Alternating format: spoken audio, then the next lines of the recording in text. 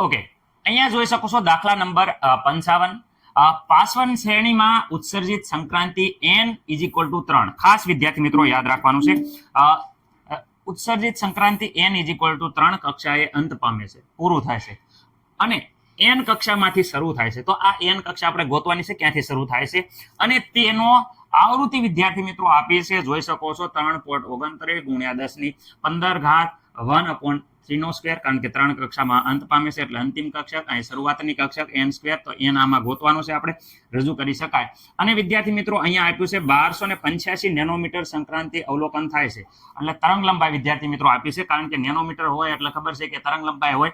Okay, તો વર્ણપટનો વિસ્તાર શોધવાનો છે કે ભાઈ અહીંયા ખાસ કરીને અંત 3 માં પામે છે, તો શરૂઆત ક્યાંથી થાય છે. રેડી? ઓકે, તો વિદ્યાર્થી મિત્રો અહીંયા શરૂઆતમાં જે વસ્તુ ખબર પડે છે એ આપણે લખી નાખવાની.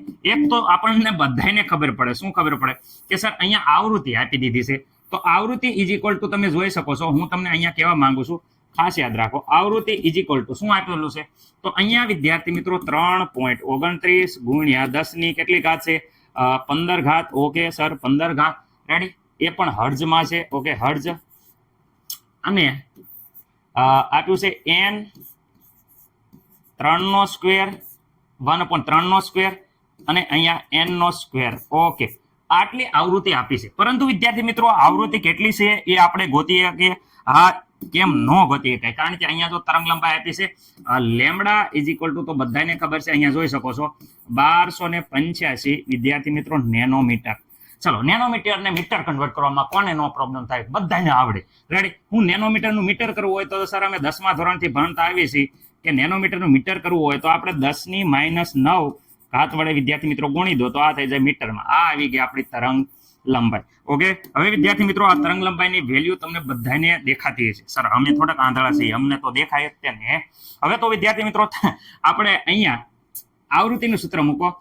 બધાને ખબર છે કે આવૃત્તિ ઇઝ ઇક્વલ ટુ આવૃત્તિ, okay, v is equal to, તો બધાને ખબર છે કે ઉપર c આવશે અને નીચે લેમ્બડા આવશે. ઉપર હંમેશા અસળાંક આવતો, ક્યારેક પ્લાન્ક અસળાંક આવે, ક્યારેક અહીંયા જો પ્રકાશનો વેગ આવે છે. ઓકે, ઓકે સર, c ની વેલ્યુ તો સર અમને ખબર છે, કેટલી છે, 3 ગુણ્યા 10 ની 8 ઘાત મીટર પ્રતિ સેકન્ડ. ઓકે સર, અને તરંગ લંબાઈ તો અહીંયા ઉપર એટલે ગોતીએ છીએ 1285 ગુણ્યા 10 ની -9 ઘાત. એ પણ વિદ્યાર્થી મિત્રો મીટરમાં. મને નથી લાગતું કે કોઈને કઈ પ્રોબ્લેમ હોય, નહીં સર, જરીએ પ્રોબ્લેમ નથી. હવે આનો 3 ભાગ્યા 1285 કરશું તો આપણો જવાબ આવે છે 0.003347. ઓકે, આ પ્રમાણે કંઈક જવાબ આવે છે, જરાક ધ્યાન રાખજો. 0. તમે એકવાર કેલ્ક્યુલેટર થી હિસાબ કરી જોજો, ભૂલો તો 0.003347. ઓકે, 10 ની ઘાતની વાત કરીએ તો વિદ્યાર્થી મિત્રો તમને ખબર છે કે અહીંયા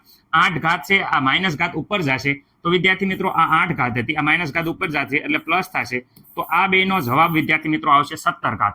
કેટલા આવશે? 17 ઘાત. રેડી? 8 ને 9 17. ઓકે, 17. આ વિદ્યાર્થી મિત્રો અહીંયા જોઈ શકો છો, એકમની વાત કરે તો એકમ આમ નામ ખબર પડી જાય, અહીંયા સેકન્ડ ઇનવર્સ આવે છે. શું આવે છે? તો એકમ છે વિદ્યાર્થી મિત્રો, એ ખાસ યાદ રાખજો, સેકન્ડ ઇનવર્સ. ઓકે સર, અમને પ્રોબ્લેમ નથી. હવે અહીંયા વિદ્યાર્થી મિત્રો ઘાતમાં થોડુંક, અહીંયા આ 3 ઘાત આ બાજુ લઈ લઈએ તો 2.3347. ઓકે, 47 છે સાહેબ, 47 નથી. ઓકે, 47 ગુણ્યા 10 ની વિદ્યાર્થી મિત્રો કેટલે, આ 3 પોઈન્ટ આપણે લીધા, તો 17 માંથી વિદ્યાર્થી મિત્રો 3 જાય તો આપણને ખબર છે કે 14 વધે. ઓકે, એકમની વાત કરીએ તો અહીંયા એકમ વિદ્યાર્થી મિત્રો second inverse. Sir second inverse ન લખવું હોય તો વિદ્યાર્થી મિત્રો સેકન્ડ ઇનવર્સ ને હર્ષ કહેવાય છે, હર્ષ પણ લખી શકો. હવે વિદ્યાર્થી મિત્રો આ જે જવાબ આપણો આવી ગયો છે, ખાસ યાદ રાખજો કયો જવાબ, એ આપણને આવૃત્તિ મળી ગઈ.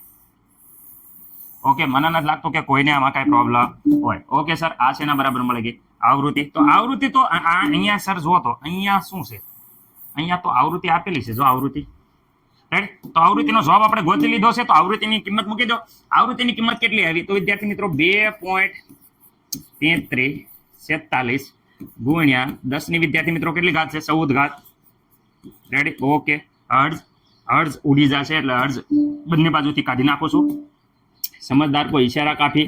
રેડી? હર્ઝ દઈ જશે, અહીંયા હર્ઝ લખજો, આ બાજુ હર્ઝ લખજો, દઈ જશે 3.29 ગુણ્યા 10 ની કેટલી ઘાત 15 ઘાત રેડી વિદ્યાર્થી મિત્રો અહીંયા શું કર્યું તો આ આવૃત્તિ હતી આ આવૃત્તિની કિંમત મૂકી દીધી છે અહીંયા આપણે ગોતી એમાંથી ઓકે સર અમને આવડી ગયું અમે તો હોશિયાર છીએ અમને એક વારમાં ખબર પડી જાય રેડી ઓકે અહીંયા વિદ્યાર્થી મિત્રો 3 નો સ્ક્વેર 9 થઈ જશે ઓકે અહીંયા વિદ્યાર્થી મિત્રો n સ્ક્વેર નો n સ્ક્વેર રહેશે કારણ કે ગોતવાનું છે અહીંયા ગુણાકારમાં છે સામેની સાઈડમાં જાય તો ભાગાકારમાં વહી જાય તો વિદ્યાર્થી મિત્રો અહીંયા ખબર છે 2.33 47 45 આવે સર 47 બોલી જાવ દર ફેર સોરી 47 રેડી અપોન અહીંયા જોઈ શકો છો 3.29 લખવામાં નહીં ભૂલ થાય રેડી 15 સમજાવવામાં સમજણમાં એકદમ રેડી રહેશે ક્યારેક જીભ હાડાવળી બોલવામાં મિસ્ટેક થઈ જાય તો તમે સમજી જાજો ઓકે આ બાજુ વધે છે 9 કૌંસ ન લખો તો પણ વાંધો નહીં કારણ કે સામેની સાઈડમાં વહી ગયું છે અહીંયા ગુણાકારમાં હતું એ સામેની સાઈડમાં જાય તો ભાગાકારમાં અને અહીંયા n નો સ્ક્વેર ઓકે અહીંયા વિદ્યાર્થી મિત્રો આનું સાદુરૂપ આપે છે તો આનું સાદુરૂપ આવે છે 0.70 આવો આવે છે ખાસ યાદ રાખજો 0.70 ઓકે આ અને ઘાત કરશે 14 માંથી 15 બાદ કરવાની છે વિદ્યાર્થી મિત્રો તો 10 ની -1 ઘાત આવે છે રેડી અને અહીંયા આવશે 1/9 -1/n નો સ્ક્વેર ઓકે અહીંયા એક ઘાત આ બાજુ જશે એટલે વિદ્યાર્થી મિત્રો આ પોઈન્ટ છે એ આપણે હજી એક લઈ લઈશું અને 9 ની જગ્યાએ આગળ એકડો કરી નાખશું તો આનું જે સાદુરૂપ વિદ્યાર્થી મિત્રો છે આનું સાદુરૂપ એ કંઈક આ પ્રમાણે લખીએ છીએ ખાસ યાદ રાખજો 0.07 અને અહીંયા વિદ્યાર્થી મિત્રો આ બંને આંકડા આપેલા છે અહીંયા 9 એટલે 0 નો આપણે એકડો કરી નાખીએ છીએ એટલે 71 લખીએ છીએ ખાસ યાદ રાખજો ઓકે સર અમને કાંઈ પ્રોબ્લેમ નથી 1.9 n નો સ્ક્વેર ઓકે હવે વિદ્યાર્થી મિત્રો આ સામેની સાઈડમાં જશે તો માઇનસ થઈ જશે ખાસ યાદ રાખજો એટલે આ માઇનસ છે એ સામેની સાઈડમાં જાય તો પ્લસ થઈ જશે ઓકે સર તો આ પ્લસ હતું એ આ બાજુ આવશે 9 ભાગ્યા 1/9 તો વિદ્યાર્થી મિત્રો અહીંયા આવશે 0.11 જેટલી વાર લખવું હોય એટલી વાર વિદ્યાર્થી મિત્રો તમે લખી શકો છો અને આ બાજુ આવશે તો વિદ્યાર્થી મિત્રો માઇનસ થઈ જશે 0.071 આનું વિદ્યાર્થી મિત્રો સાદુરૂપ આપશો તો અહીંયા સાદુરૂપ આપણે કેલ્ક્યુલેટરમાં જોશો તો વિદ્યાર્થી મિત્રો તમને બધાને ખબર છે કે આનું સાદુરૂપ આવે છે 0.040 ઓકે આવું આવે છે જરા ધ્યાન રાખજો ઓકે આ છે 1/n² તો વિદ્યાર્થી મિત્રો 1/n² છે તો n² ઉપર લઈ લે બે ઉલટ પુલટ કરી દઈએ તો વિદ્યાર્થી મિત્રો આ છે છેદમાં વહી જશે કોના છેદમાં 1 ના છેદમાં જો ધ્યાન રાખજો અહીંયા n² છેદમાં હતું એને ઉલટાઈ દીધું આપણે તો અહીંયા પણ ઉલટાવવું પડે તો અહીંયા નીચે કાંઈ ન હોય તો વિદ્યાર્થી મિત્રો 1 લખાય એટલે ઉલટ પુલટ કરીએ તો અહીંયા વિદ્યાર્થી મિત્રો ખાસ યાદ રાખજો 0.04 ઓકે 1 ના છેદમાં 0.04 કરશો તો વિદ્યાર્થી મિત્રો બધાને ખબર છે કે 25 આવશે ઓકે 25 આવશે એટલે વિદ્યાર્થી મિત્રો 25 નો અહીંયા વર્ગમૂળ કાઢશો તો અહીંયા 5 થઈ જાય તો n = 5 થઈ જાય છે એટલે કે વિદ્યાર્થી મિત્રો અહીંયા આપણો જવાબ આવે છે ક્યાંથી શરૂ થાય છે સંક્રમણ પટનો વિસ્તાર જે શોધવાનો છે તો અહીંયા લખવાનું 5મી શ્રેણીમાં ઉત્સર્જિત થતી સંક્રાંતિ n = 3 કક્ષકમાંથી